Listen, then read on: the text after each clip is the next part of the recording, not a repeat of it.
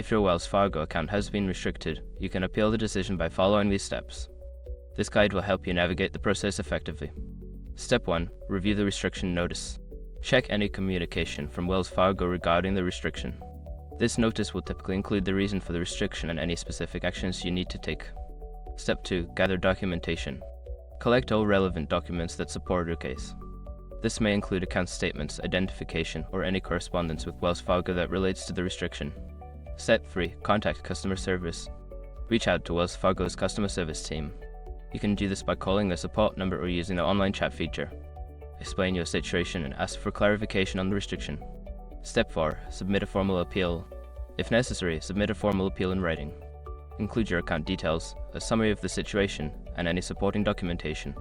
Make sure to send it to the appropriate department as indicated in the restriction notice. Step 5. Follow up. After submitting your appeal, follow up with Wells Fargo to check on the status of your case. Be persistent but polite and keep a record of all communications for future reference. By following these steps, you can effectively appeal an account restriction with Wells Fargo. Good luck.